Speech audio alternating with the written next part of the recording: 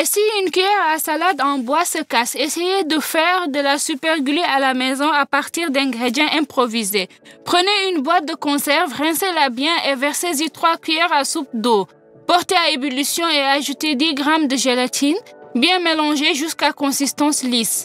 Ajoutez une cuillère à soupe d'essence de vinaigre et une cuillère à café de glycérine. Remuez à nouveau, laissez la colle refroidir un peu. L'adhésif est assez liquide et facile à appliquer. Bien enduire les 2 pièces connectées et serrées avec une pince. Laissez reposer 24 heures jusqu'à séchage complet. Pour plus de clarté, j'ai collé 2 bâtonnets chinois. Cette colle convient également pour travailler la céramique et le plastique. C'est juste parfait.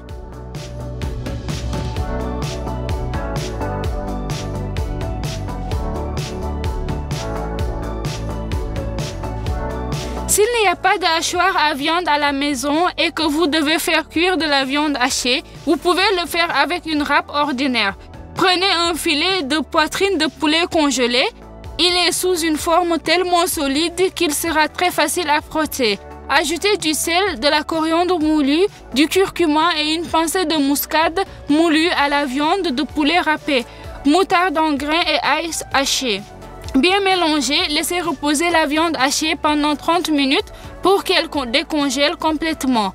Formez des galettes et les faire frire avec un peu d'huile à feu moyen pendant 5 à 7 minutes de chaque côté.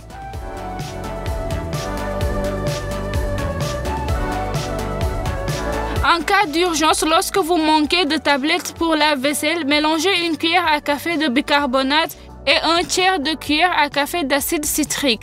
Versez le mélange dans le compartiment à tablette et allumez le lave-vaisselle. Ça se lave très bien et c'est juste incroyable.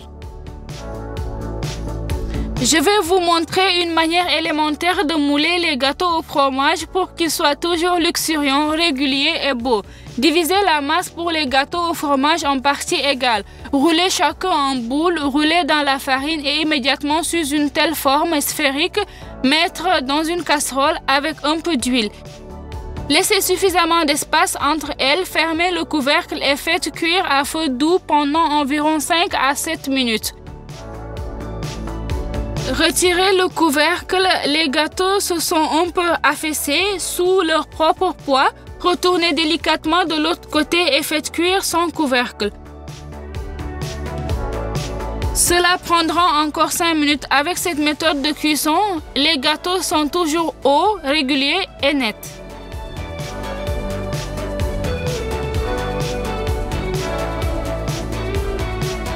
Si vous avez ouvert un bocal de cornichons au printemps, mais qu'il semble un peu acide, c'est facile à réparer. Mettez une casserole d'eau sur le feu, ajoutez la pâte de tomate, quelques petits pois de piment de la Jamaïque et une feuille de laurier. Vous pouvez également ajouter des légumes verts tels que des tiges d'aneth, verser une cuillère à soupe de sucre et un peu de sel. Environ une demi-cuillère à café. Si les concombres sont trop salés, il vaut mieux ne pas ajouter de sel, porter le liquide à ébullition, faire bouillir pendant quelques minutes et laisser refroidir à température ambiante. Égouttez la saumure des cornichons, rincez-les et mettez-les dans un bocal propre. Versez la marinade de tomates refroidie et laissez reposer 3 jours à température ambiante. Après 3 jours, les concombres seront très savoureux, l'excès d'acide disparaîtra et les concombres mous deviendront très croustillants. Il arrive qu'après avoir coupé les betteraves bouillies, la planche se tache et il n'est pas facile de la laver. Mais si vous coupez des cornichons dessus, par exemple, lorsque vous coupez de la vinaigrette, la planche s'illumine littéralement sous vos yeux.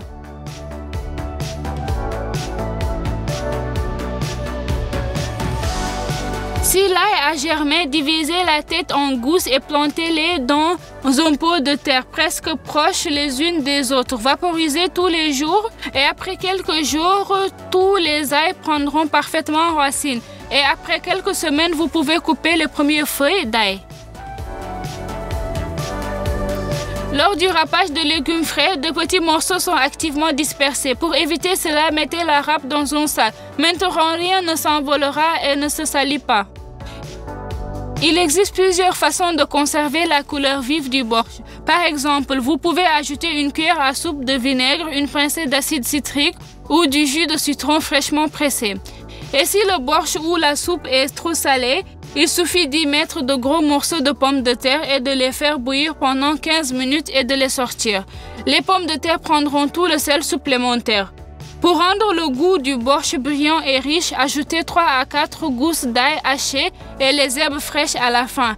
Faire bouillir encore 1 minute, retirer du feu, couvrir avec un couvercle et laisser infuser.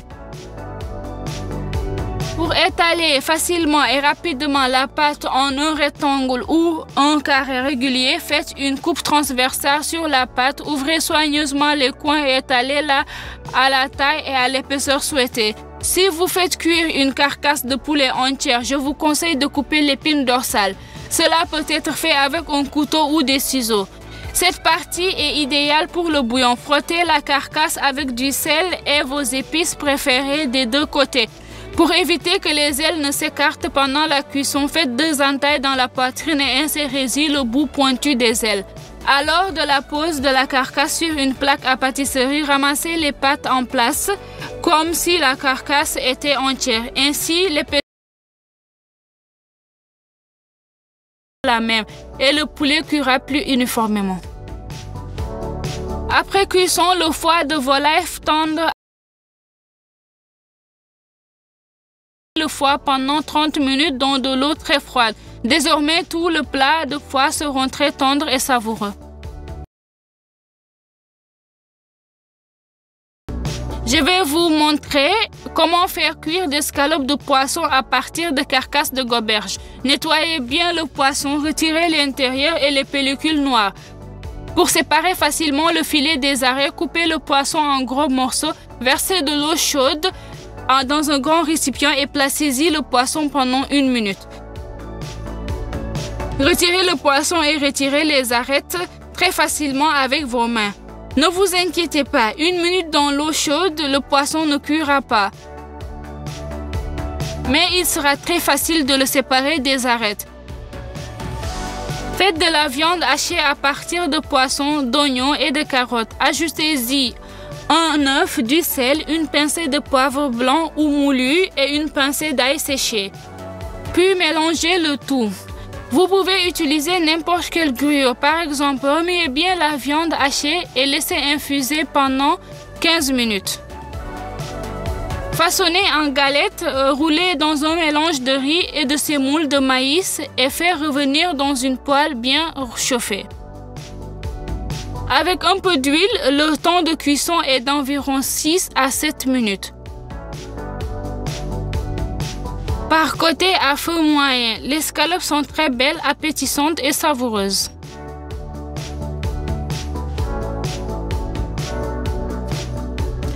Je vais partager plusieurs astuces pour colorer les œufs de Pâques. Coupez des collants élastiques les moins chers, versez du riz sur le carré obtenu.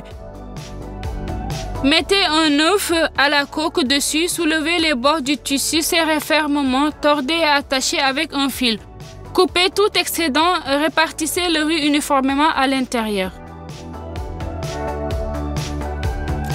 Les mêmes flancs peuvent être fabriqués à partir de sarrasin. Mettez une casserole d'eau sur le feu, mettez-y de la pelure d'oignon. Plus il y en aura, plus la couleur des œufs sera rouge. Après ébullition, cuire 5 minutes, puis ajoutez des œufs préparés dans les sachets à très faible ébullition. Faites bouillir les œufs pendant 15 minutes, puis refroidir complètement dans le même bouillon pendant 2 à 3 heures.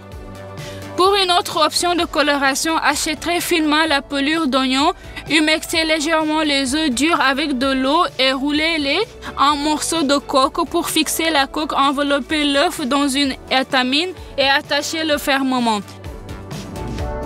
Mettez une casserole d'eau sur le feu, ajoutez du thé d'hibiscus et faites bouillir pendant 5 minutes. Plongez maintenant les œufs préparés et faites-les bouillir pendant 10 à 15 minutes. Refroidir complètement sans retirer du bouillon.